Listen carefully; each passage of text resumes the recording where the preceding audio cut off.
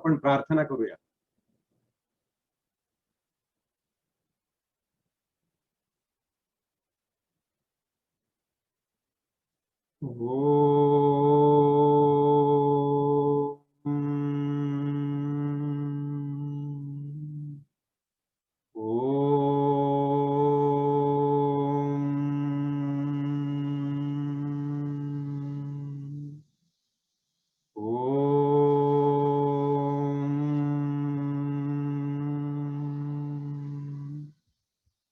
गुरुर्ब्रह्मा गुरुर्विष्णू गुरुर्देवो महेश्वरः गुरु साक्षात् परब्रह्म तस्मै श्री गुरवे नमः.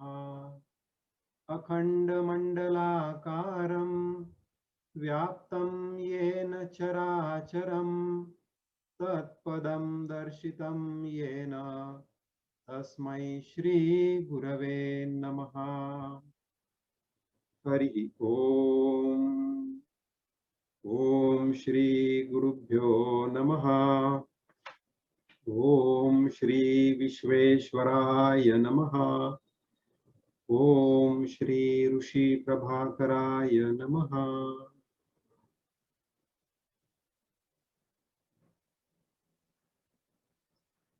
जय गुरुदेव. पुन्हा एकदा सगळ्यांचं खूप खूप हार्दिक स्वागत. तर आपण आपल्या वर्गाला आता पुढे जाऊया. आज आपण जे काही ठरवलेलं आहे त्याच्यामध्ये आज आपण रिव्ह्यू घ्यायचं ठरवलंय सगळ्यात अगोदर. तर रिव्ह्यू म्हणजे कसं आहे की आजपर्यंत आपण गीतेचा अभ्यास हा अध्यायनिहाय केला आणि तसा तो करणं आवश्यक होतं. कारण गीता ज्या वेळेला आपण हातामध्ये घेतो तेव्हा ती आपल्या समोर अध्यायनिहायच असते. त्यामुळे स्टुडंट्स म्हणजे विद्यार्थी आणि शिकवणारा हे जर एकाच पानावर असतील तर शिकणाऱ्याला पण व्यवस्थित आपण एका क्रमाने शिकतो आहे असं वाटतं.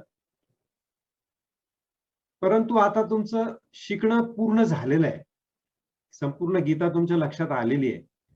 त्यामुळे आता आपण एका वेगळ्या प्रकाराने याचा रिव्ह्यू घेणार आहोत.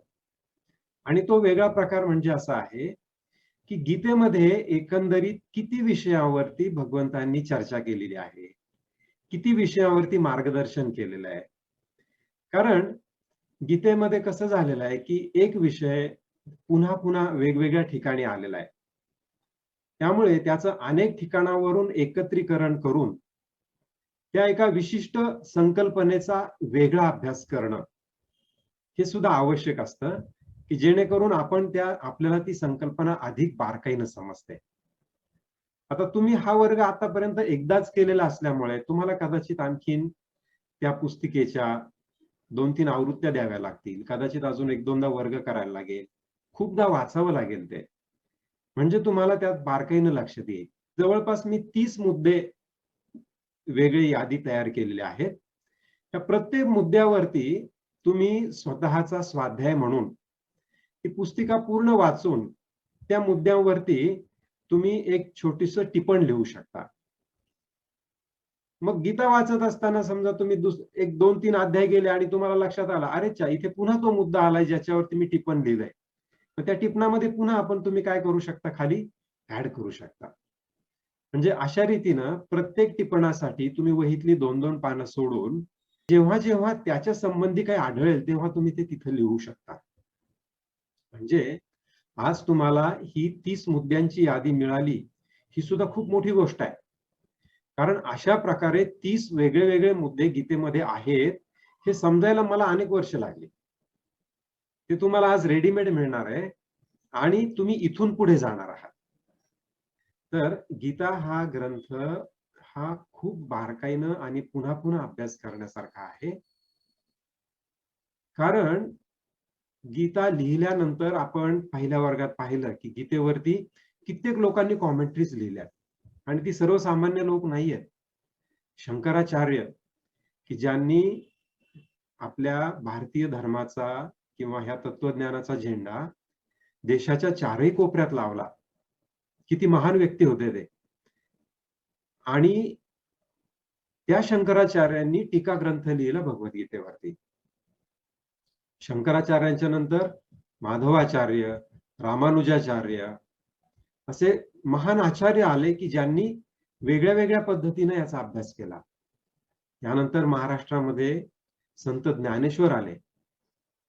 ज्ञानेश्वरी तुम्हाला इतके दिवस समजली नसती, पण आता तुम्हाला तोंडपाठ झालेलं आहे की गीतेच्या पहिल्या अध्यायात काय आहे, दुसऱ्या अध्यायात काय आहे, तिसऱ्या अध्यायात काय आहे, हे तुम्हाला आता अगदी जिस्ट स्वरूपात म्हणजे त्याचं अगदी काय म्हणूयात आपण निचोड असं तुम्हाला माहिती झालेलं आहे.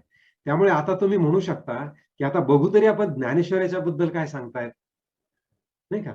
आणि मग तुम्ही ज्ञानेश्वरी उघडून दुसऱ्या अध्यायात आपण काय शिकलो आणि ज्ञानेश्वर काय सांगतायत ही कंपॅरिझन करू शकता. त्यामुळे तुमचा अभ्यास आणखी सखोल होईल.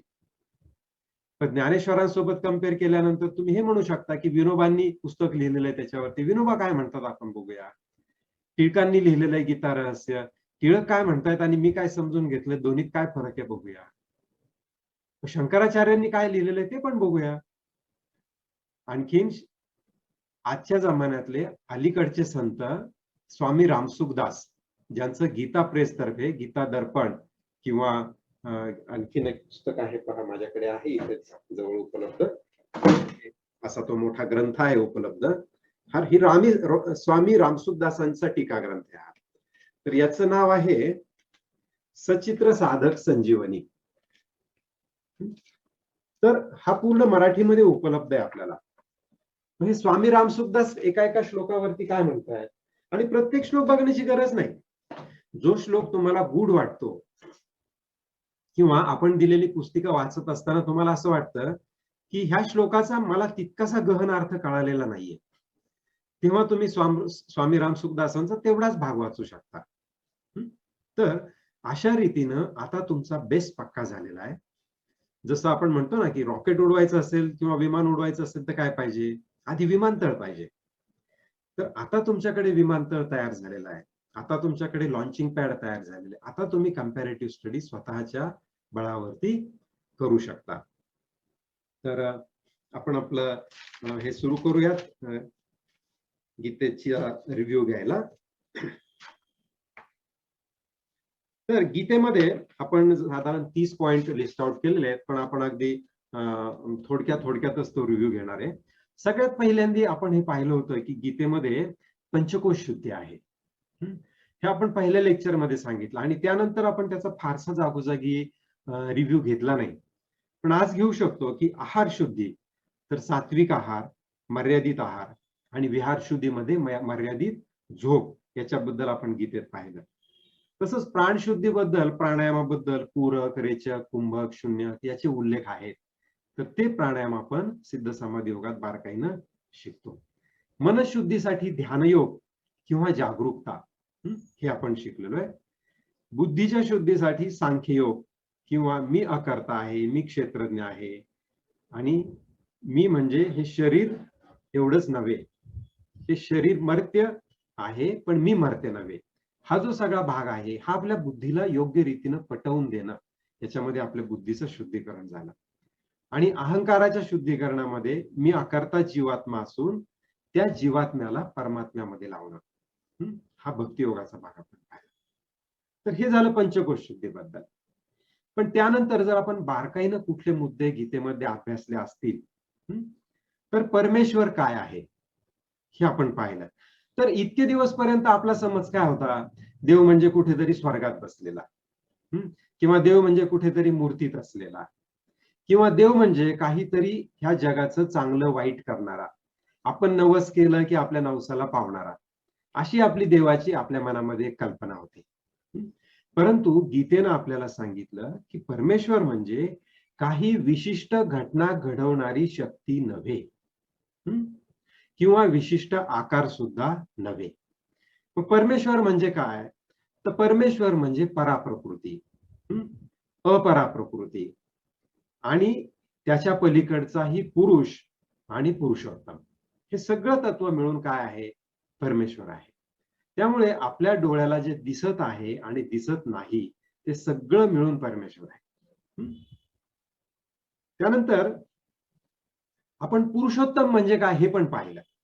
आता आपण एक एक विषय एकत्रित करतो आहोत. तर ईश्वरासंबंधीचे जे जे टॉपिक्स आपण पाहिले ते एकत्र केले. तर पुरुषोत्तम म्हणजे काय हे आपण 15व्या अध्यायात पाहिलं होतं. तर आपण असं म्हणतो की परमेश्वर प्राणी मात्रात आणि चराचरात आहे. त्यात परमेश्वर आहे हे खरं आहे. पण परमेश्वर म्हणजे ते प्राणी मात्र नव्हे किंवा ते चराचर नव्हे, हे व्यवस्थित समजून घेतलं पाहिजे. मग तिथे काय सांगतात भगवंत, की मी त्याच्या पलीकडचाही उत्तम पुरुष आहे. मी प्राणी मात्रात आहे, पण ते प्राणी मात्र म्हणजे मी नाहीये. तर मी त्याच्याही पलीकडचा उत्तम पुरुष आहे, हे आपल्याला पुरुषोत्तम योगामध्ये सांगितलं. आणि त्यामुळे त्या वस्तूंना, त्या प्राणी मात्रांना किंवा त्या विभूतींना परमेश्वर समजण्याची चूक आपण करू नये. त्यामध्ये परमेश्वर बघावा, पण ते म्हणजे परमेश्वर नव्हे. हा दोन्हीतला फरक आपण पाहिलेला आहे. त्यानंतर परमेश्वराच्या विभूती नावाची एक संकल्पना आपण अभ्यासली. तर परमेश्वराचं जे तेज आहे किंवा जी पराप्रकृती आहे, तर त्या तेजाची विशेषत्वानं प्रचिती देणाऱ्या सगळ्या प्रकृतीमधल्या वस्तू म्हणजे काय, तर परमेश्वराच्या विभूती होय. हे विभूती योगामध्ये आपण बारकाईने अनेक विभूती पाहिल्या परमेश्वराच्या. त्यानंतर मग आपण एक विश्वरूप दर्शन नावाची संकल्पना पाहिली विश्वरूप दर्शन योगामध्ये. तर त्यामध्ये आपण हे पाहिले की विश्वरूप दर्शन कोणीही घेऊ शकत नाही.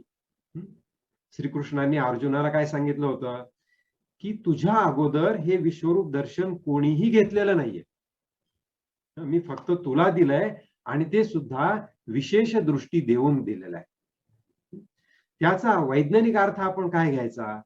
वैज्ञानिक अर्थ आपण असा घ्यायचा की बुद्धीच्या साहाय्यानं आपण ही कल्पना करू शकतो की विश्वरूप दर्शन काय असेल, याची एक तोकडी कल्पना करू शकतो.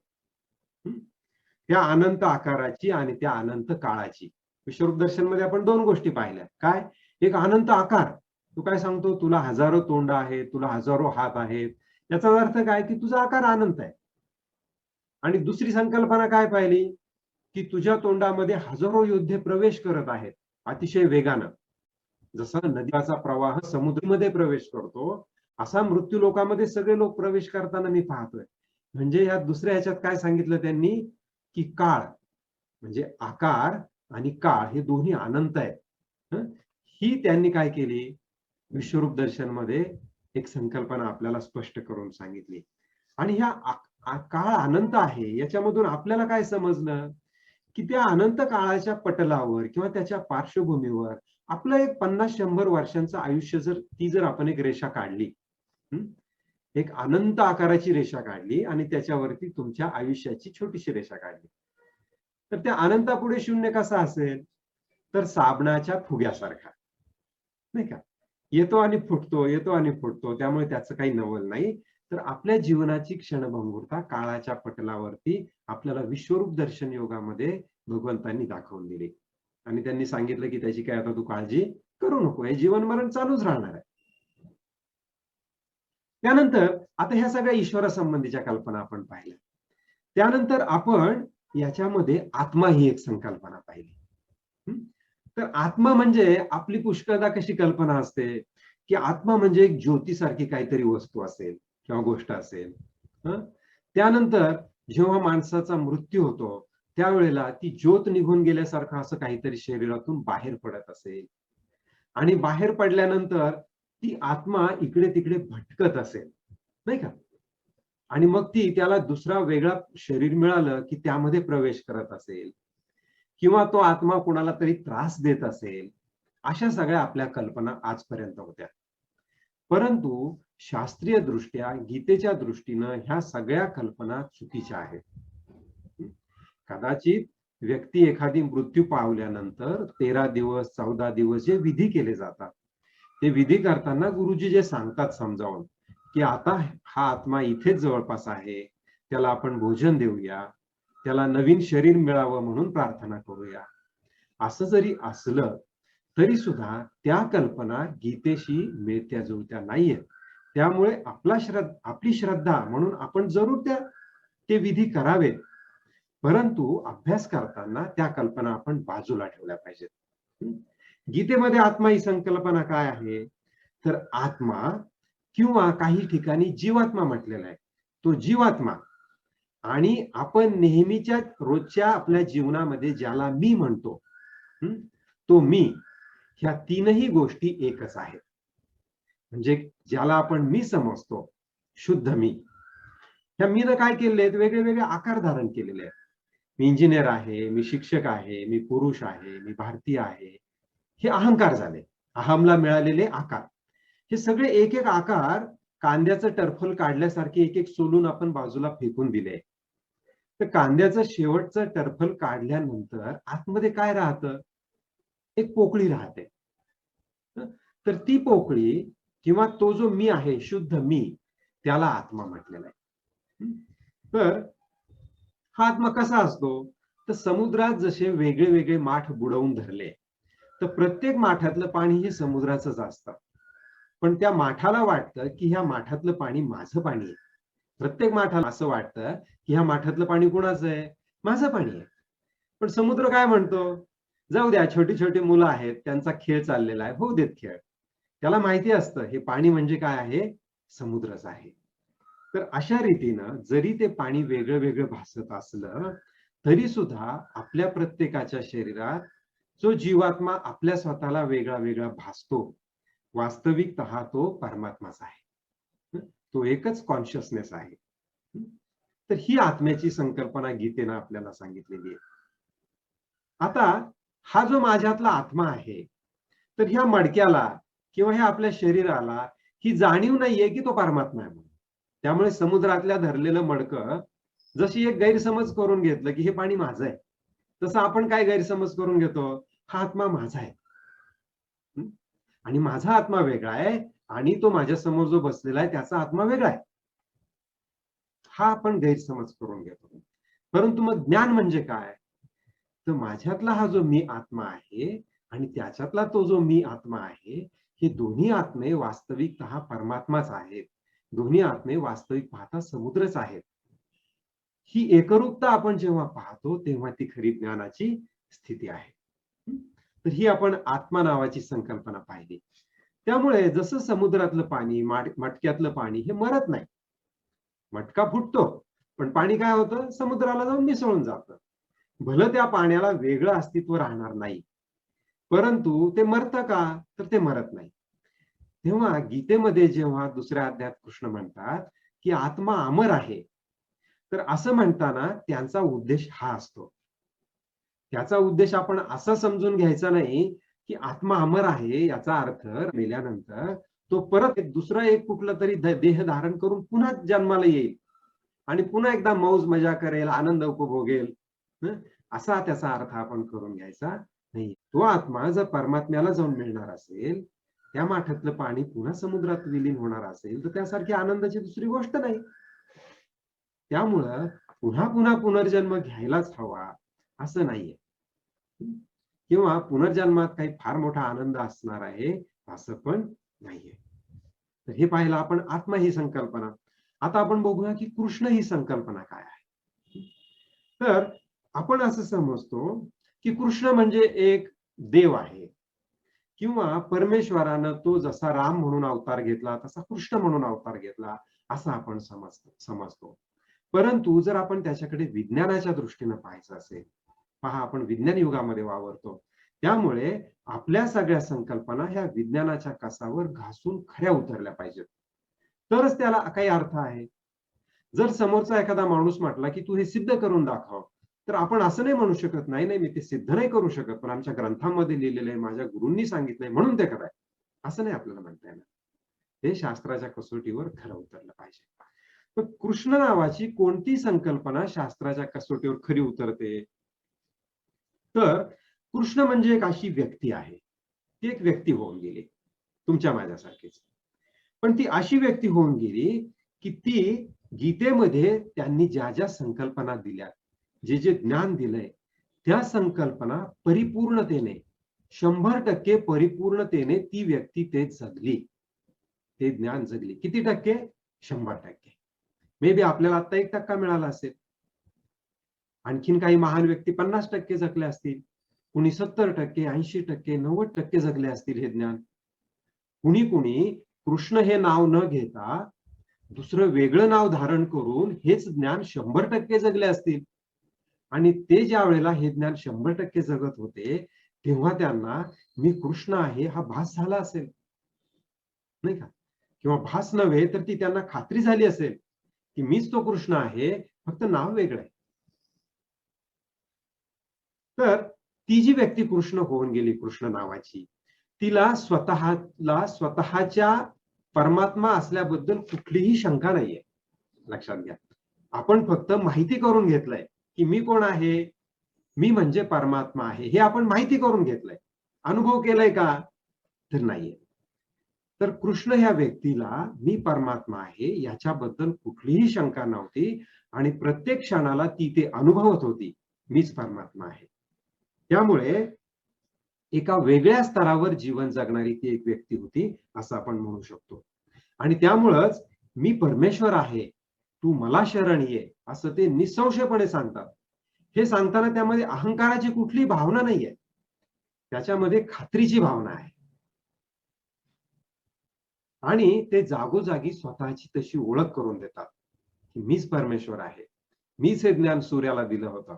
आणि मग अर्जुनाला प्रश्न पडतो, की "अरे च्या, तू तर काल परवा जन्माला आला, मग तू हे सूर्याला कसं काय ज्ञान दिलं?" हं. परंतु गीतेमध्ये काही काही ठिकाणी 2 ते 3 ठिकाणी मी तुम्हाला त्या वाक्याला खुणा करून दिलेल्या आहेत. ते असा उल्लेख करतात, की "तू त्या परमात्म्याला शरण जा." म्हणजे ते इथे स्पष्टपणे काही ठिकाणी दाखवून देतात, की मी आणि तो एकच नव्हे. मी आता मानव रूपात आलेलो आहे. मी मानव रूपात तुझ्यासारखाच आहे. परंतु तुझ्यात आणि माझ्यात काय फरक आहे? तुझ्यात आणि माझ्यात हा फरक आहे, की मी निसंशय आहे.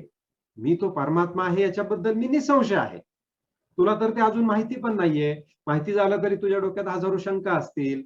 त्या शंकांचं निरसन केल्यानंतर सुद्धा तुला खरोखर त्या रूपाबरोबर एकरूप व्हायला आणखीन वेळ जाईल. तुला काही साधना करावी लागेल, नाही का?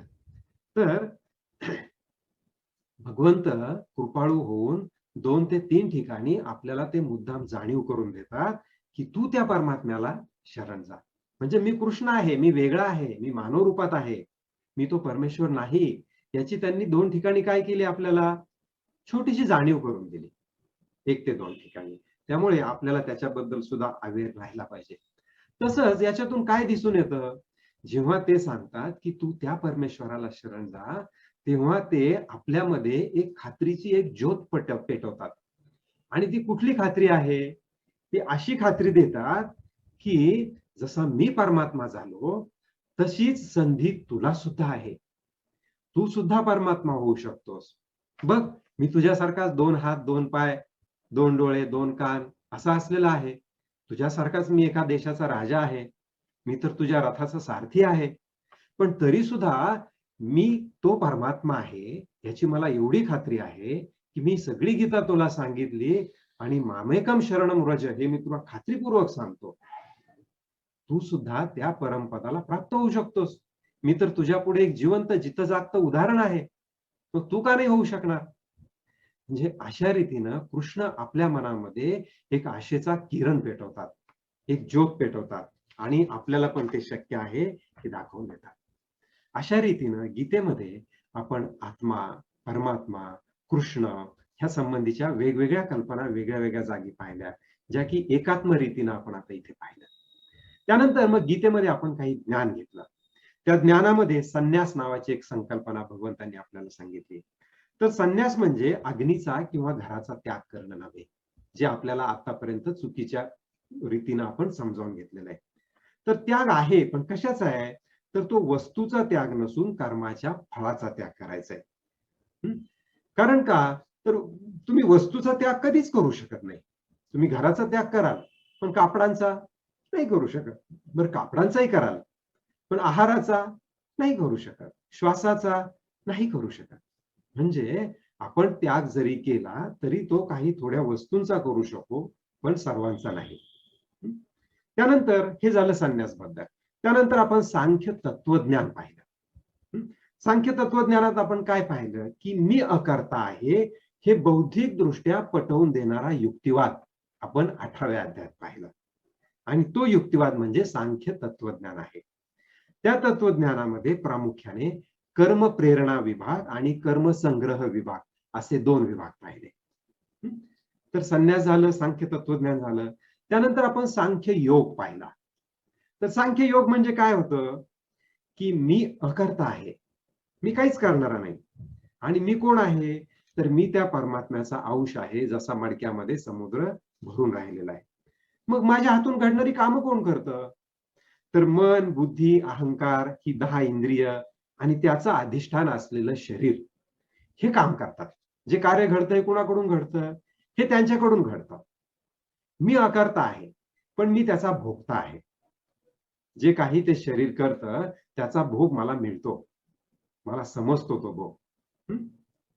मग अगदी लहान मोठ्या कामांपासून, उदाहरणार्थ डोळ्यांची उघडझाप, श्वसनासारख्या क्रिया, एका श्लोकामध्ये गीतेतल्या त्यांनी दिलेल्या पहा. त्या 2 श्लोकात ते काय सांगतात, की ह्यातली कुठलीही क्रिया मी करत नाही हे जो जाणून त्या शरीरात राहतो. म्हणजे शरीरात राहत असताना डोळ्यांची उघडझाप होते, त्याकडे लक्ष देतोय आणि काय म्हणतोय मनातल्या मनात, ह्या शरीराच्या पापण्यांची उघडझाप होतीये, पण ही उघडझाप मी करत नाहीये, तर ती आपोआप होतीये, मी अकर्ता आहे, मी त्यापासून वेगळा आहे. अशा रीतीने तो काय करतो, स्वतःच त्रयस्थाप्रमाणे निरीक्षण करीत राहतो. प्रत्येक स्वतःच्या ऍक्शनचं, चालत असताना, पाऊल टाकत असताना, एक पाऊल उचलून दुसरं पाऊल जमिनीवर ठेवल्यानंतर एका पायावरचं वजन ज्या वेळेला दुसऱ्या पायावरती ट्रान्सफॉर्म होतं, तर ती ट्रान्सफॉर्मेशनची प्रक्रिया तो ऑब्झर्व करतो त्रयस्थासारखी, नाही का? आणि त्यालाच आपण ऍडव्हान्स मेडिटेशन कोर्स किंवा एएमसी म्हणतो सिद्ध समाधी योगामध्ये. म्हणजे अशा रीतीनं खूप जागरूक होणं जाणीवपूर्वक, त्याच्यासाठी आपल्याला ध्यान योगाची मदत होते. तर हा झाला सांख्ययोग. सांख्ययोग म्हणजे काय, जागरूक राहणं, स्वतःचं अकर्तेपण पाहणं, हे झालं सांख्ययोग. त्यानंतर मग ध्यानयोग.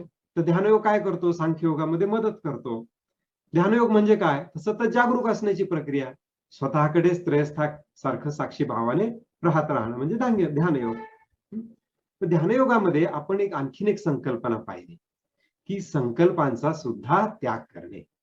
कारण तो संकल्प सुद्धा आपल्याला काय करतो, धरून ठेवतो. म्हणून काय म्हणतात नेहमी, संकल्प सोडणे. संकल्प करायचा आणि सोडून द्यायचं, पुन्हा एकदा त्रयस्थासारखं आपल्या सगळ्या कृतींकडे पाहायचं. हा झाला ध्यानयोग. त्यानंतर आणखीन एक संकल्पना गीतेमध्ये आपण पाहिली आणि ती गीतेची मध्यवर्ती संकल्पना आहे. गीतेमधली सगळ्यात मोठी संकल्पना आहे आणि ती संकल्पना आहे बुद्धियोग नावाची. कारण सामान्य माणसाला आत्मा, परमात्मा, त्याचं अमरत्व याच्यावरती विश्वास बसणं कठीण जातं.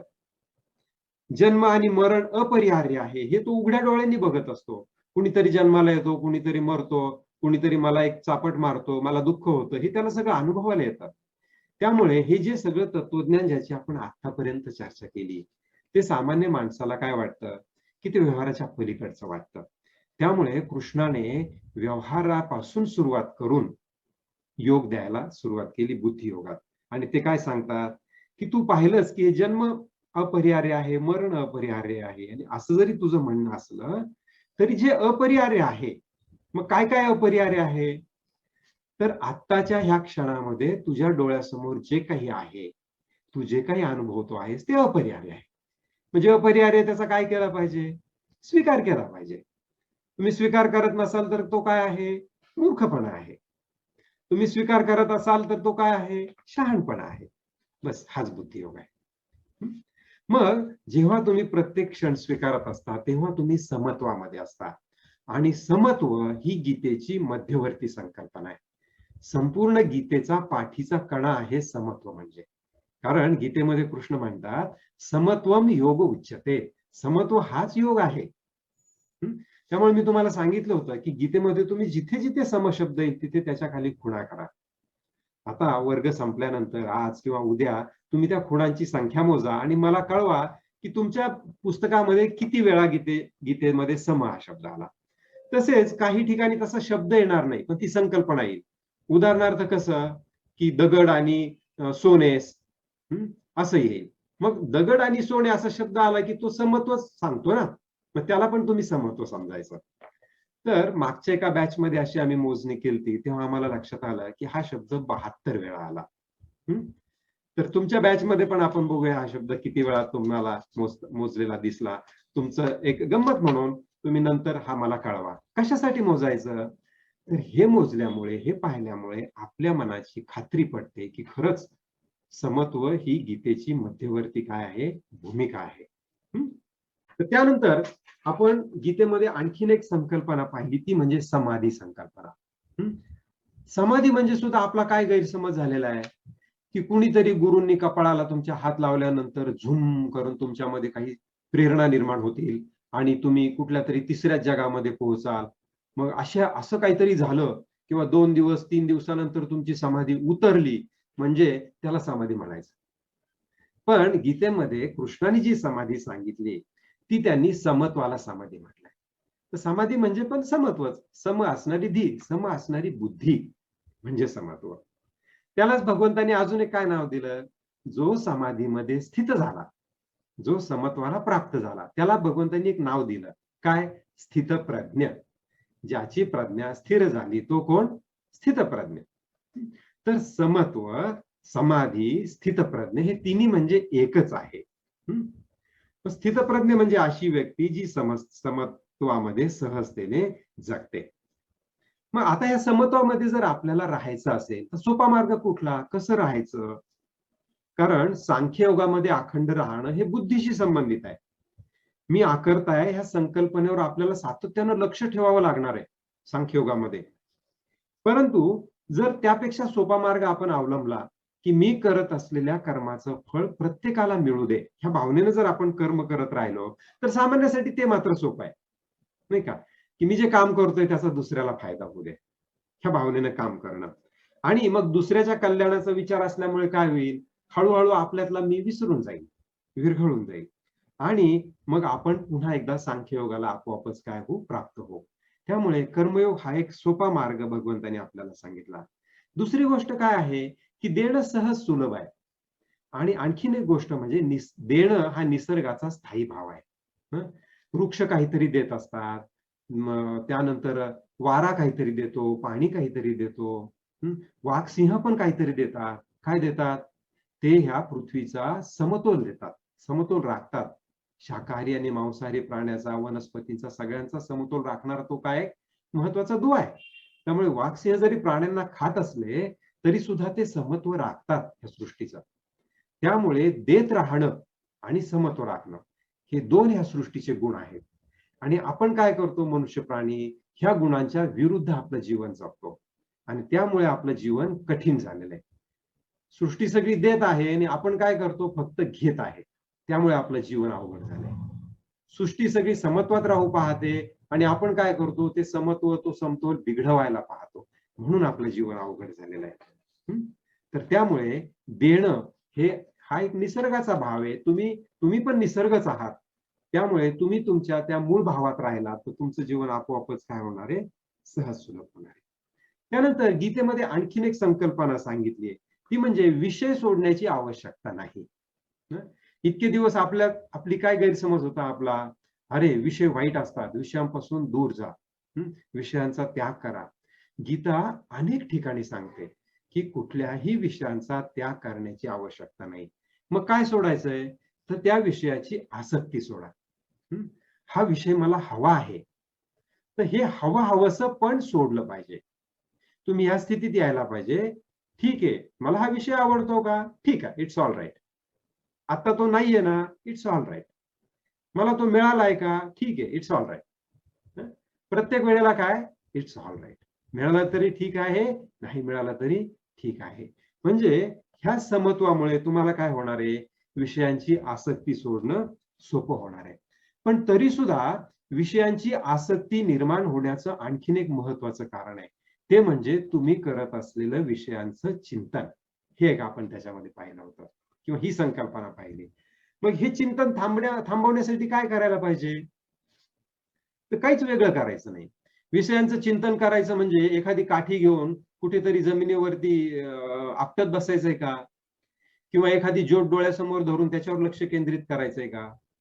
किंवा मन विषयांच्या मागे धावू लागलं म्हणजे राम राम राम राम जपायचं का? तर नाही, काहीही करण्याची गरज नाही.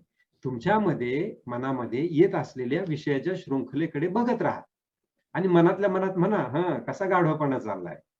हं? असं म्हटलं की काय होतं, आपोआपच ती विचाराची शृंखला तुटते. हं? जेव्हा तुम्ही चोराला चोरी करताना पाहता आणि तुम्ही त्याच्याकडे नुसतं लांबून पाहत उभे राहा, त्याला ती चोरी त्याच निर्धास्तपणे करत राहणं शक्य होईल का हो? नाही करणार, तो पळून जाईल. विचारांचंही तसंच आहे. ते पण चोरच आहे. तुम्ही त्यांच्याकडे ते चोर पावलाने येतात. हं? तुम्ही त्यांच्याकडे बघायला सुरुवात करा. तुम्ही घरातला दिवा लावा, ते पळून जातील. तर विचाराचं चिंतन सोडण्यासाठी त्यांनी आपल्याला मार्ग सांगितला, की विषयाचं चिंतन थांबवा आणि त्याचा सराव म्हणजेच काय आहे? ध्यान. चिंतन थांबवण्यासाठी त्याचा सराव कसा करायचा? प्रॅक्टिस करायला पाहिजे ना. Practice makes man perfect. हे आपण लहानपणापासून ऐकलेलं आहे. तर त्याची प्रॅक्टिस कशी करायची? तर रोज 3 वेळा मेडिटेशन करायचं. तर अशा रीतीनं ध्यानाचा सराव करायचा. हे केल्यानं काय होतं? तर जसं नदीचं पाणी समुद्राला विचलित न करता सहजतेनं समुद्रात सामावून जातं, तसे या संसारातले सगळे विषयभोग तुमच्या आत्म्याला, तुमच्या मनाला त्यामध्ये कुठलीही ढवळाढवळ न करता ते त्यामध्ये सामावून जातील. हं. ते माझ्या मनामध्ये ढवळाढवळ निर्माण करतात म्हणून तुम्हाला त्याच्यावरती कुठेतरी धरण बांधून ते नदीचं पाणी थांबवण्याची गरज नाहीये. हं. तुम्हीच असे समुद्रासारखे होऊन जाल, की तुम्हाला त्यामुळे कुठलाही डिस्टर्बन्स येणार नाही. त्यानंतर आपण एक रथचित्राची संकल्पना पाहिली. तर रथचित्राचा उपयोग कशासाठी होतो? तर आपल्या मनामध्ये जी चिंतनाची शृंखला चालते, ती थांबवण्यासाठी या रथचित्राच्या संकल्पनेचा उपयोग होतो. ह्या उदाहरणातून आपल्याला काय दिसलं, की इंद्रियरूपी घोडे विषयांकडे धावतात आणि मनरूपी लगामानं बुद्धिरूपी सारथी काय करतो? ते ओढून धरतो आणि आत्मारूपी मालकाला तो योग्य ठिकाणी नेऊन पोहोचवतो. हं? आता अर्जुन नावाच्या आत्म्याला कृष्ण नावाचा सारथी मिळाला होता. आता आपल्यातला सुद्धा जो मी आहे, जो आत्मा आहे, त्याला सुद्धा सारथी मिळालाय हा गीतारूपी. या गीतारूपी सारथी किंवा जो अवेअरनेस आहे आपल्यामध्ये, तो अवेअरनेस बुद्धीमध्ये जागा करून काय करायचं? मनरूपी लगाम ओढत राहायचं आणि आपल्या घोड्यांना योग्य ठिकाणी योग्य दिशा देत राहायचं. ही एकदा संकल्पना डोळ्यासमोर आली, हे एकदा चित्र तुम्ही भिंतीवरती मोठं करून लावलं, त्या चित्राकडे रोज 2 मिनिटं पाहून स्वतःला आठवण करून दिली, तर प्रॅक्टिस मेक्स मॅन परफेक्ट. तुम्ही रोज त्या चित्राकडे पाहिलं, तर ते तुम्हाला चित्र काय होईल? तुमच्या सबकॉन्शियस मध्ये ते जाऊन बसेल आणि तुम्ही आपोआपच त्या पद्धतीनं वागायला सुरुवात कराल. तुम्हाला स्वतःला वेगळी आठवण देण्याची आवश्यकता नाही. जसं राष्ट्रगीत सुरू झालं, की तुम्ही चटकन उठून उभे राहता. कारण ती आपल्याला झालेली काय आहे? एक सवय आहे. तर तसंच हा पण तुमच्या जीवन प्रणालीचा काय होईल? एक भाग होईल. त्यानंतर त्याच्यात अजून एक सांगितलं आपल्याला, की इंद्रियापेक्षा मन श्रेष्ठ आहे, मनापेक्षा बुद्धी आणि बुद्धीपेक्षा आत्मा हे श्रेष्ठ आहे. म्हणजे सगळ्यात श्रेष्ठ कोण आहे? आत्मा आणि सगळ्यात कनिष्ठ कोण आहे? इंद्रिय. मग श्रेष्ठाने कनिष्ठाचं ऐकलं पाहिजे का कनिष्ठाने श्रेष्ठाला ऑर्डर दिली पाहिजे? पहा विचार करून. तुमच्या बाबतीत काय घडतंय? तुमचा कनिष्ठ श्रेष्ठीला आदेश देतोय आणि श्रेष्ठी त्याच्या आदेशाने नाचतोय, असं होतंय का? कनिष्ठ म्हणतोय, "चला तंबाखू मळूया." आणि तुमचा श्रेष्ठी तंबाखूच्या टपरीवर जातोय. असं घडतंय का? तसं घडत असेल तर ते चुकीचं आहे. श्रेष्ठीच्या आज्ञा कनिष्ठानं ऐकल्या पाहिजे. आत्म्यानं बुद्धीला सांगितलं पाहिजे. त्यानंतर बुद्धीनं मनाला सांगितलं पाहिजे आणि मनानं इंद्रियांना सांगितलं पाहिजे. हं? आणि जर ते ऐकत नसतील तर निश्चयरूपी चाबकाचा फटकार पण लगावला पाहिजे. त्यानंतर आपण एक यज्ञ नावाची संकल्पना पाहिली. तर यज्ञ ह्या संकल्पनेत कृष्ण असं कुठेच म्हणत नाहीत, की तुम्ही कुठेतरी जाऊन एखादा अग्नी पेटवा आणि त्याच्यात हवन करा, खूप सारे 11 ब्राह्मण बोलवा आणि 10-5 लाख रुपये खर्च करा आणि मोठा यज्ञ करा म्हणजे तुम्हाला काहीतरी मिळेल. असं कृष्ण अजिबात सांगत नाहीत. कृष्ण काय सांगतात? तुम्ही करत असलेलं प्रत्येक कर्म म्हणजे यज्ञ आहे. श्वास घेणं सोडणं, प्राणायाम हा पण यज्ञ आहे. तुमची पूजा हा यज्ञ आहे आणि सगळ्यात महत्वाचं म्हणजे तुम्ही जे काम करता, जी नोकरी करता, ते दिवसभरातलं काम म्हणजे पण यज्ञ आहे. तुम्ही घेत असलेला आहार म्हणजे पण यज्ञ आहे. हे कृष्ण आपल्याला सांगतात. हा यज्ञ कसा करायचा? तर हे सगळं ईश्वराला अर्पण करून त्यातून जे उरेल ते प्रसाद म्हणून ग्रहण करायचं. तुम्ही नोकरीवर जात असाल तर तुम्ही हा यज्ञ महिनाभर पूर्ण केल्यानंतर प्रसाद म्हणून तुम्हाला जे काही त्याच्यातून पगार मिळतो, तो पगार काय करायचं, प्रसाद रूपाने घरी घेऊन यायचं. कदाचित तुम्ही मोठ्या कंपनीत काम करत असाल, तुम्ही महिनाभरात मिळून 100 कोटीचं काम केलं असेल, मालकाला 50 कोटीचा प्रॉफिट मिळून दिला असेल, परंतु तुमचा जर पगार 1,00,000 ठरलेला असेल तर मालक तुम्हाला 1,00,000च देणार आहे. तर ते 1,00,000 प्रसाद आहे. तो प्रसाद घरी घेऊन यायचा. त्या 50 कोटीवर तुमचा अधिकार नाहीये. त्यानंतर आणखीन एक यज्ञ संकल्पनेमध्ये आपल्याला असं सांगितलं की सगळ्या यज्ञामध्ये ज्ञान यज्ञ श्रेष्ठ आहे. कुठला यज्ञ श्रेष्ठ आहे? ज्ञान यज्ञ श्रेष्ठ आहे. कारण ज्ञान यज्ञाच्या माध्यमातून ज्ञान घेतल्याशिवाय तुम्ही उरलेले यज्ञ परिपूर्ण करूच शकत नाहीत, नाही का? त्यामुळे ज्ञान यज्ञ श्रेष्ठ आहे. आणि म्हणूनच आपण जे काही गेल्या 11 दिवसात केलंय, ही ह्या जीवनातली, ह्या पृथ्वी तलावरील तुमच्या आयुष्यातील सर्वात श्रेष्ठ अशी साधना तुम्ही केलेली आहे. याची तुम्ही 100% खात्री बाळगा. त्याच्याबद्दल कुठलाही संशय तुमच्या मनामध्ये असू देऊ नका. त्यानंतर गीतेमध्ये आणखीन एक संकल्पना सांगितलेली आहे, ती म्हणजे शास्त्रविहित कर्म करण्याचा आग्रह. तर गीतेत अनेक ठिकाणी हा शब्द येतो की तू शास्त्रविहित कर्मे कर. तर ही शास्त्रविहित कर्म म्हणजे काय? तर आहार, पूजा, दान, यज्ञ आणि तप, ज्याला आपण आपुदायत असं नाव दिलेलं आहे.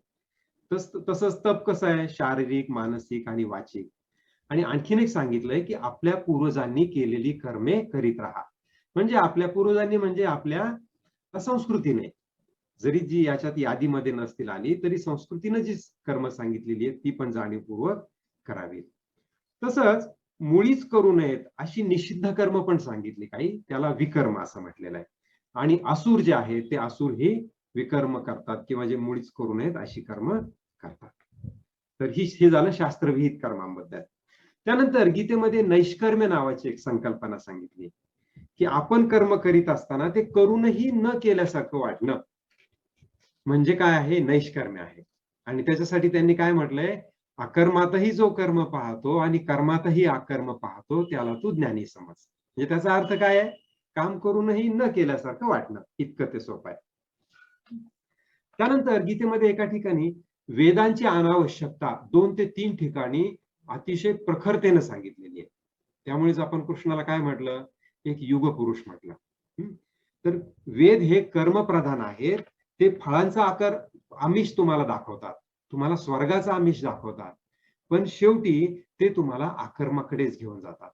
पण तो मार्ग लांबचा आहे, असा पाठीमागून हात करून घास खाल्ल्यासारखा आहे. त्याऐवजी कृष्ण काय सांगतात की मी जे तुला ज्ञान दिलेलं आहे ते तू आचरणात आण.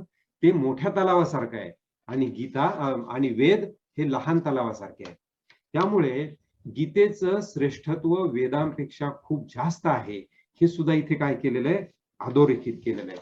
तसंच तुम्हाला त्याची आवश्यकता नाही हे पण सांगितलेलं आहे. त्यानंतर आणखीन एक संकल्पना सांगितली आहे की तुम्ही अज्ञानीचा बुद्धिभेद करू नका. की जरी तुम्हाला हे ज्ञान झालं तरी ज्याला हे ज्ञान झालेलं नाही अशा अज्ञानी जरी फळाच्या अपेक्षेने जरी तो पगाराच्या अपेक्षेने कामावर जात असेल तरी तुम्ही त्याला अर्धवट ज्ञान देऊन त्याचा बुद्धिभेद करू नका. तो जर ती शास्त्रविहित कर्म करत असेल, भला तो फळाच्या अपेक्षेने करत असेल तर त्याला करू द्या, पण त्याच्या बुद्धीमध्ये भेद निर्माण करू नका, असं एक आपल्याला त्यांनी जाणीव करून दिली.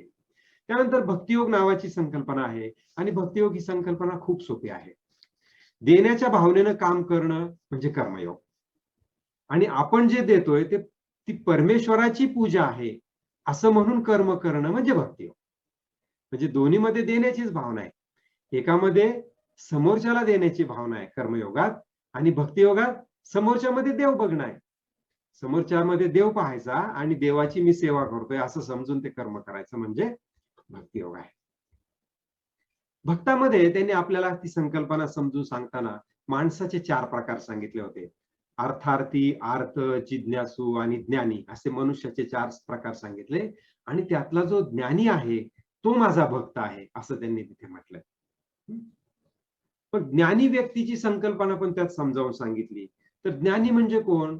जो समत्वामध्ये स्थित झाला तो ज्ञानी होय, हे त्यांनी आपल्याला त्या ठिकाणी खूप खूप ठामपणाने सांगितलेलं आहे गीतेमध्ये. तर ज्ञानी म्हणजे कोण?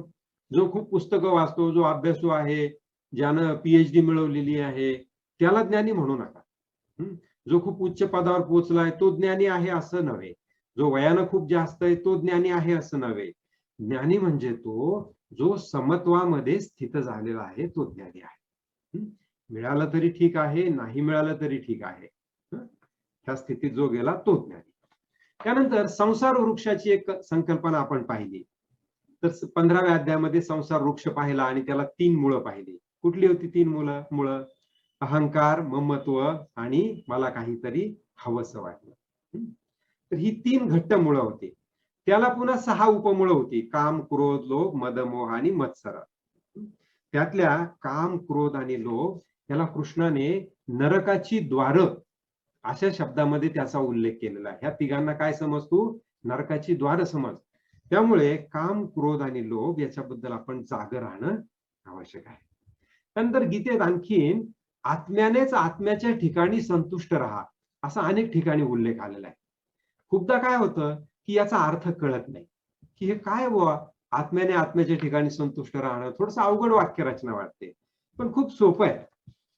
याचा अर्थ असा आहे की आनंद किंवा संतुष्टी बाहेर वस्तूमध्ये नाहीये. समजा तुम्ही लाडू खाल्ला आणि तुम्हाला काय वाटतं? खूप छान वाटतं. मग आनंद लाडूमध्ये असं वाटतं. मग तुम्ही अजून एक लाडू खाता, आणखीन आनंद वाटतो. मग 4 लाडू खाल्ल्यानंतर नकोसं वाटतं. मग तुमचा मित्र येतो, नाही नाही म्हणतो, हे माझ्या लग्नाचा लाडू आहे आग्राचा, तुला खायलाच पाहिजे. तो तुम्हाला बळजबरीने खाऊ घालतो. तुम्ही कसा तरी तो रेटून रेटून खाता. आणि मग ती नववधू येते.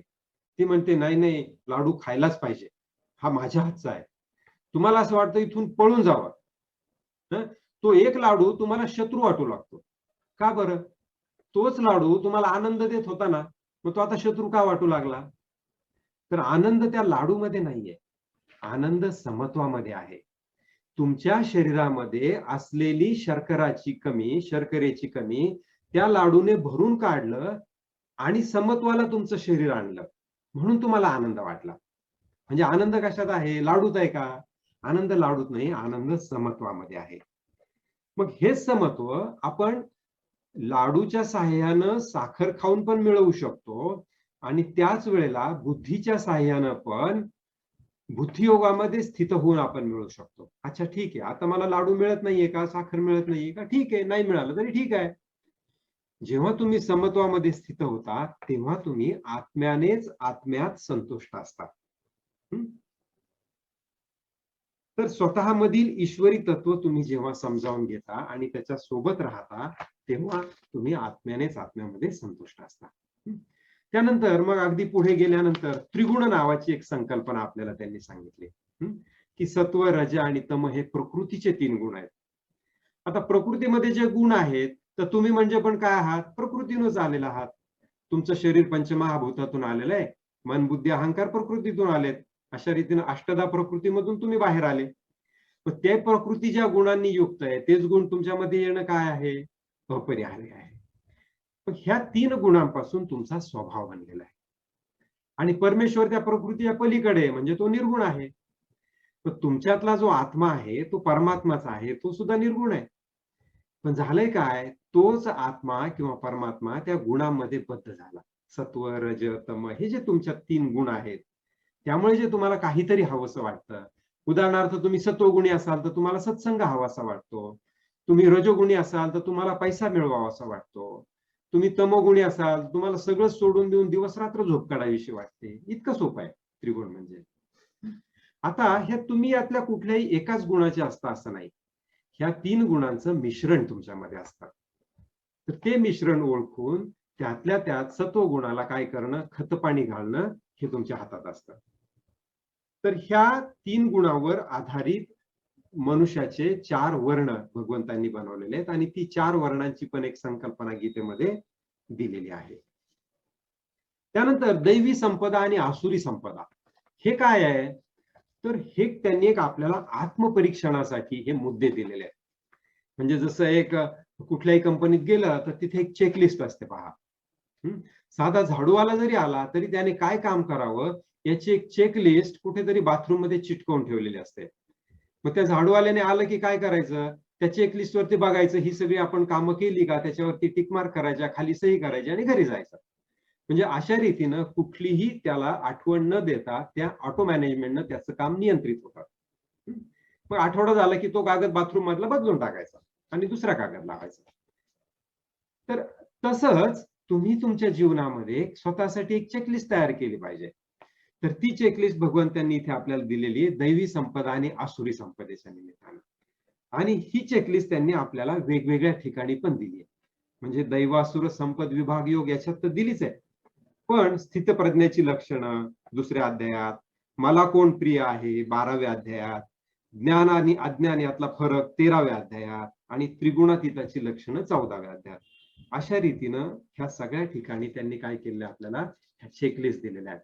तर ह्या चेकलिस्ट तुम्ही सुद्धा काय करायच्या, कागदावरती वेगळ्या लिहून काढायच्या, त्याची समरी करायची आणि स्वतःला नेहमी वरचेवर तपासत राहायचं की आपण ह्या चेकलिस्ट प्रमाणे आपलं जीवन जगतोय का.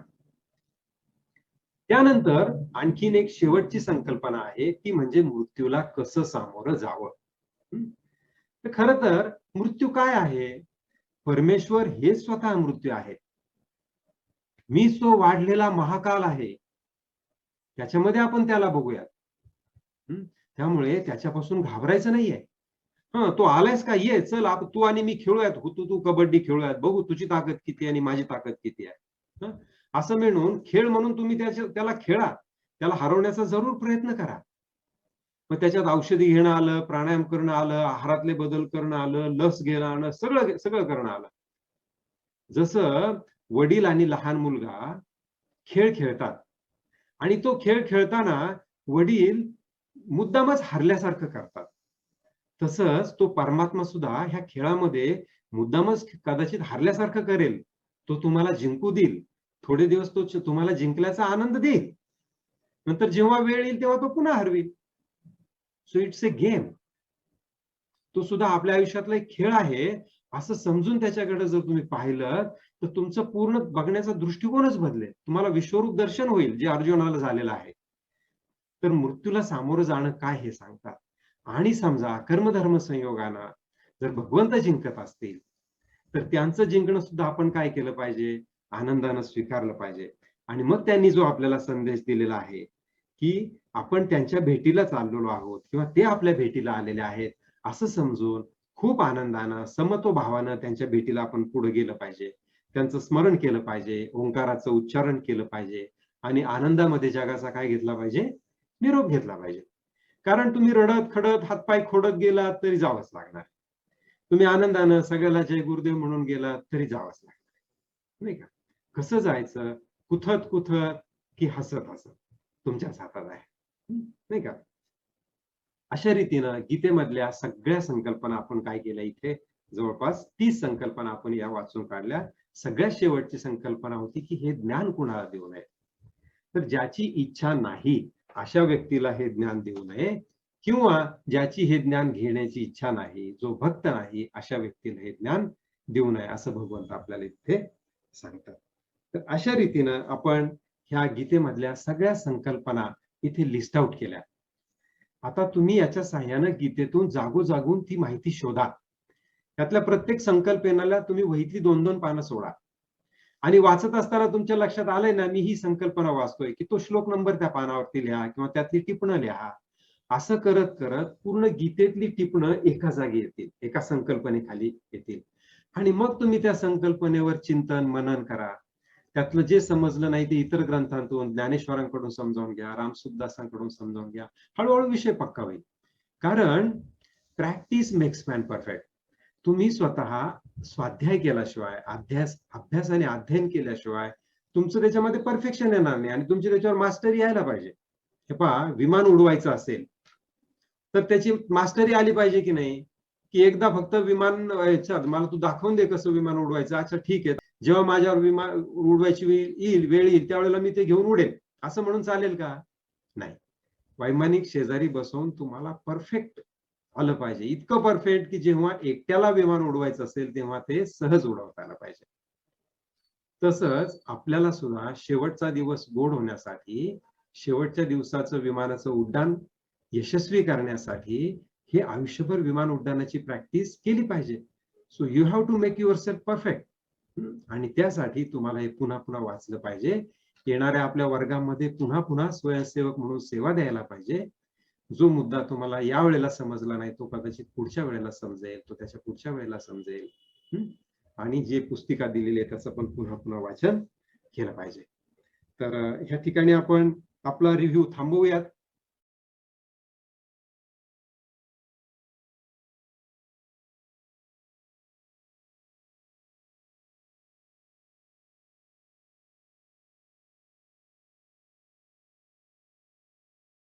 जय गुरुदेव. काही संकल्पना विशिष्ट अशा तर तुम्हाला समजावून सांगणं खूप आवश्यक होतं, त्यामुळे आपण थोडा जास्ती वेळ घेतला आज. भगवंतांनी स्वतःच म्हटलेलं आहे की जो कोणी हे माझं ज्ञान किंवा आमचा हा संवाद जो कोणी इतरांना सांगेल तो माझा अत्यंत आवडता आहे. त्यामुळे ही आपल्यापैकी प्रत्येकाचीच जबाबदारी आहे की हे ज्ञान आपण कसं पसरवू म्हणून. ह्या वर्गाला एखाद्याला एनरोल करणं हा त्यातला एक भाग झाला, पण तुम्हाला जे समजलंय ते सुद्धा तुम्ही इतरांना सांगू शकता. ह्याचा कुठलाही कॉपीराईट नाहीये. ही पुस्तिका घ्यायची, 4 लोक गोळा करायची आणि सुरू करायचं. भगवंताचं नाव घ्या आणि सुरू करा. तुम्हाला हव्या असतील माझ्या ह्या व्हिडिओ सगळ्या, ह्या व्हिडिओ सुद्धा मिळतील, पण त्या तुम्ही ग्रुपमध्ये प्ले केल्या पाहिजे, एवढीच एक त्याच्यासाठी अट आहे. तर आता आपण पुढे जाऊया. थोडंसं आजच्या वर्गाचा उर्वरित भाग राहिलेला आहे. सगळ्यांनी सरळ बसा, आपण डोळे बंद करूया, आपण थोडासा संकल्प सोडू. पूजेपूर्वी आपण आज पूजा करणार आहोत. पूजेच्या आधी आपण संकल्प करूया. गेले 13 दिवस ह्या जगातील सर्वोत्कृष्ट असं ज्ञान तुम्ही घेतलेलं आहे. म्हणजे जगातला सर्वोत्कृष्ट ग्रंथ तुम्ही अभ्यासाला घेतलात आणि त्या ग्रंथाचा गेल्या 5000 वर्षामध्ये ज्यांनी सर्वात उत्कृष्ट असा अर्थ लावला असे गुरुजी ऋषी प्रभाकर, तर त्यांच्या मनात जो अर्थ होता तो तुमच्या मनात मी उतरवला. म्हणजे खरं तर एका अर्थाने ह्या विश्वाच्या पाठीवरचा सर्वात उत्कृष्ट ग्रंथ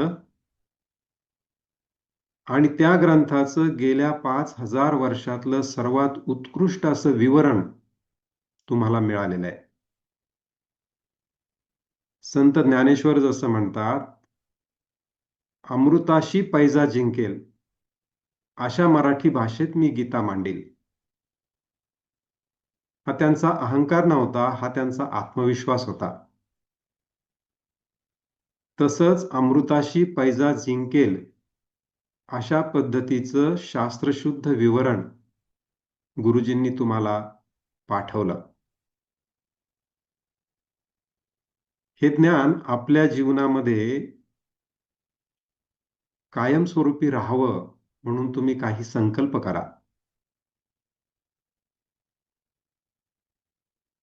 की ही गीतेची पुस्तिका किंवा संपूर्ण गीतेचं हिंदी, मराठी, संस्कृत, इंग्रजी ऑडिओज आहेत. फक्त 3 तासामध्ये गीतेचं एक पूर्ण आवर्तन पूर्ण होतं.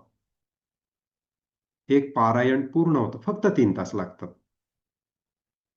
त्यामुळे मी किमान 8 दिवसातून एकदा, 15 दिवसातून एकदा, महिन्यातून एकदा असा कुठलाही संकल्प करा की मी एक पारायणाचं नक्की करेल. तुम्हाला काय सोयीचं आहे तोच संकल्प करा आणि त्याचं पालन करा. कुणी असाही संकल्प करू शकतात मी रोज एक अध्याय वाचेन. कुणी असाही संकल्प करू शकतात की मी रोज किमान 5 श्लोक ज्ञानेश्वरीतले 5 श्लोक वाचेल किंवा स्वामी रामसुखदासांनी लिहिलेला विवरण ग्रंथ आहे त्याचे 5 श्लोक वाचेल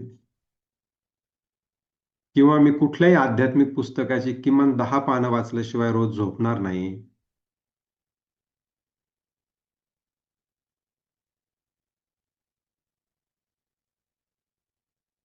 छान. सावकाश डोळे उघडा.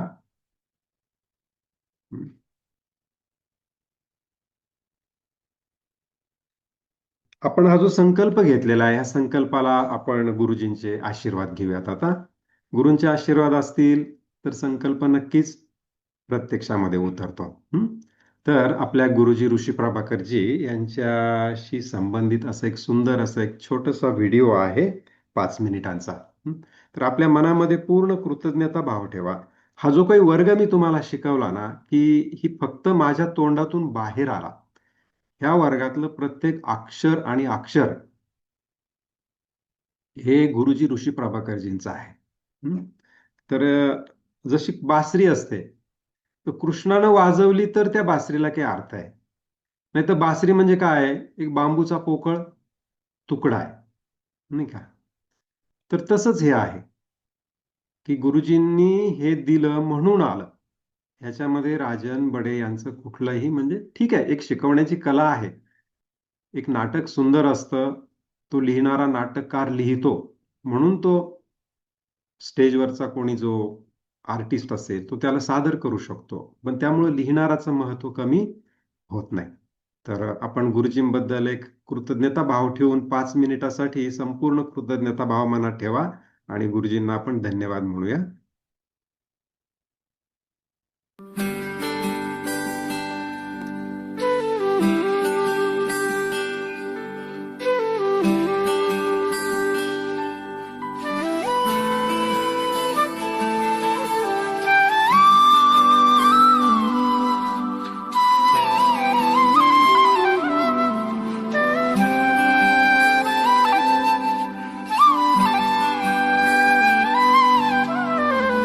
मुझे तुमने दाता बहुत कुछ दिया है, मुझे तुमने दाता बहुत कुछ दिया है।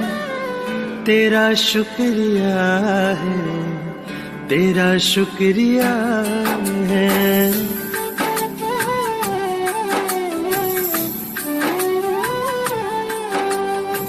मुझे तुमने दाता बहुत कुछ दिया है, मुझे तुमने दाता बहुत कुछ दिया है। तेरा शुक्रिया है, तेरा शुक्रिया है।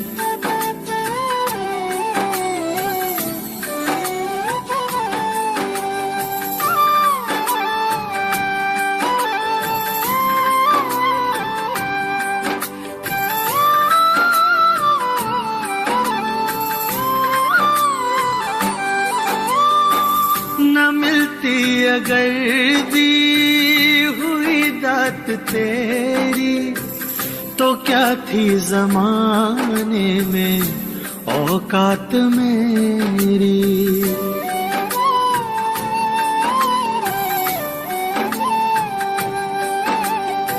न मिलती अगर दी हुई दात तेरी, तो क्या थी ज़माने में औकात मेरी। तुम ही ने तो जीने के काबिल किया है, तुम ही ने तो जीने के काबिल किया है। तेरा शुक्रिया है, तेरा शुक्रिया है।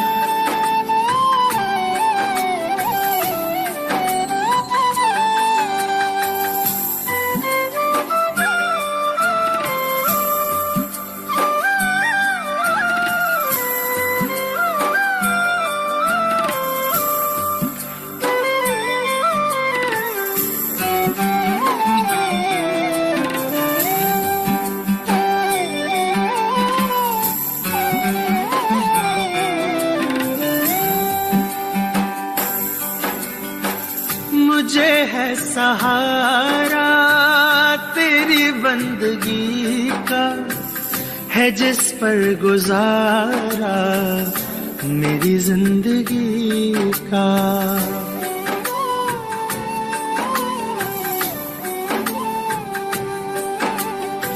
मुझे है सहारा तेरी बंदगी का, है जिस पर गुजारा मेरी जिंदगी का।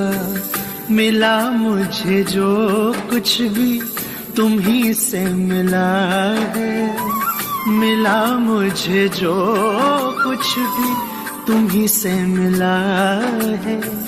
तेरा शुक्रिया है, तेरा शुक्रिया है।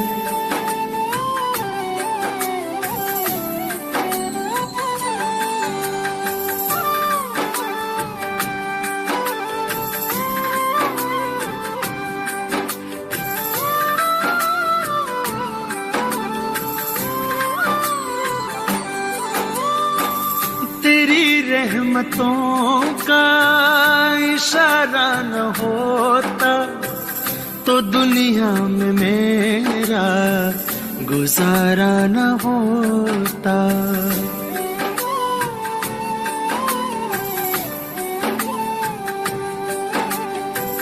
तेरी रहमतों का इशारा न होता तो दुनिया में मेरा गुजारा न होता। उससे क्या कमी जो तेरा हो गया है, उससे क्या कमी जो तेरा हो गया है। तेरा शुक्रिया है, तेरा शुक्रिया है।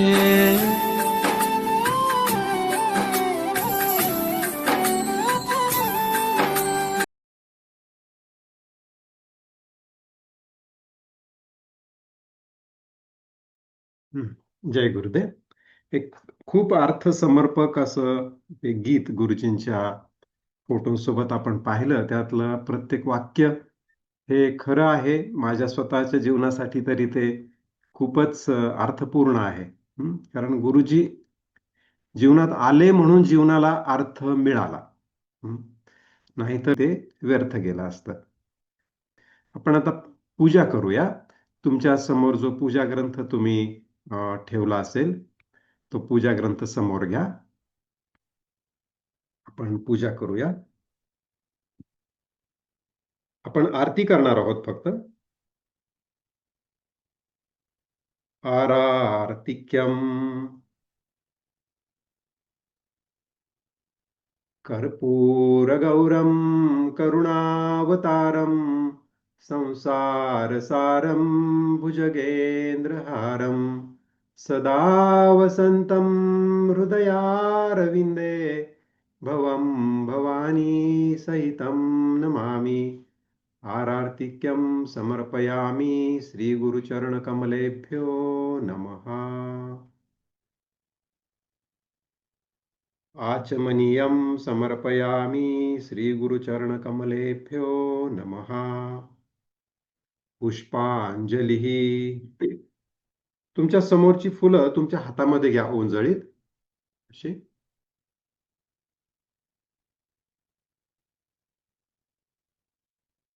गुरुर्ब्रह्मा गुरुर्विष्णू गुरुर्देवो महेश्वरः गुरु साक्षात् परब्रह्म तस्मै श्री गुरवे नमः। अखण्डमण्डलाकारं व्याप्तं येन चराचरं तत्पदं दर्शितं येन तस्मै श्री गुरवे नमः। ब्रह्मानन्दं परमसुखदं केवलं ज्ञानमूर्तिं विश्वातीतं गगनसदृशं तत्त्वमस्यादिलक्ष्यम् एकं नित्यं विमलमचलं सर्वधी साक्षिभूतं भावातीतं त्रिगुणरहितं सद्गुरुं तं नमामि। अज्ञानतिमिरान्धस्य ज्ञानाञ्जनशलाकया चक्षुरुन्मीलितं येन तस्मै श्री गुरवे नमः। हरिः ओम्। पुष्पांजलिं समर्पयामि श्रीगुरुचरणकमलेभ्यो नमः।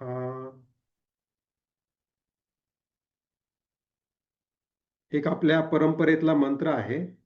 गुरुजींची परंपरा ही राघवेंद्र स्वामींची परंपरा असल्यामुळे तो परंपरागत आलेला मंत्र 3 वेळा म्हणायचा असतो, तेवढा मी म्हणतो. ओम पूज्याय राघवेंद्राय सत्यधर्मरताय च भजतां कल्पवृक्षाय नमतां कामधेनवे. ओम पूज्याय राघवेंद्राय सत्यधर्मरताय च भजतां कल्पवृक्षाय नमतां कामधेनवे. ओम पूज्याय राघवेंद्राय सत्यधर्मरताय च भजतां कल्पवृक्षाय नमतां कामधेनवे. जय गुरुदेव. आपण आहात त्या ठिकाणाहूनच आपल्या गुरूंना नमस्कार करूया.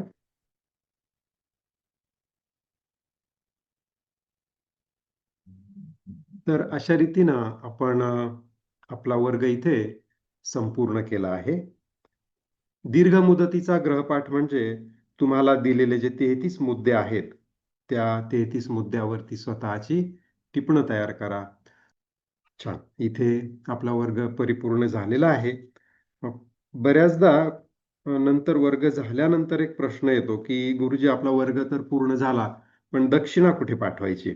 काही साधकांनी अशी विनंती केली की गुरुजी, तुम्ही आम्हाला ज्ञान दिलं, त्याच्यामुळे आम्हाला तुमच्याकडे पाठवायचे आहे. तर मी माझा एक क्रमांक, मोबाईल क्रमांक ज्याच्यावरती आपण दक्षिणा देऊ शकतो, तर तो तुम्हाला देईन. मग त्या गोळा झालेल्या दक्षिणेतून त्याचा योग्य तो विनियोग मी स्वतःसाठीच असं नव्हे, पण योग्य त्या कार्यासाठी आपण करत असतो. तर ही जी दक्षिणा द्यायची आहे, तर ह्या दक्षिणेत हा आग्रहाचा भाग नसतो, एवढं लक्षात ठेवा.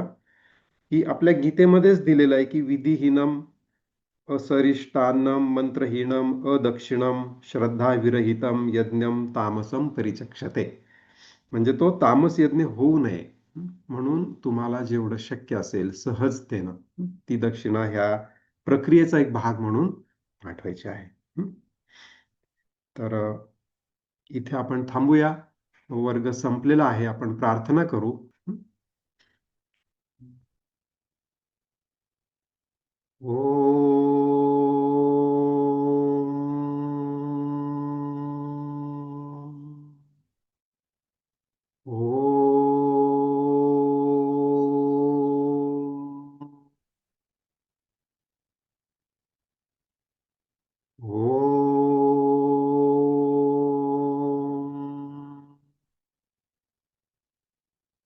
असतो मा सद्गमय तमसो मा ज्योतिर्गमय मृत्योर्मा अमृतं गमय. ओम शांती शांती शांती. हरि ओम. श्री गुरुभ्यो नमः. हरि ओम. ओम श्री विश्वेश्वराय नमः. ओम श्री ऋषि प्रभाकराय नमः. हरि ओम. जय गुरुदेव.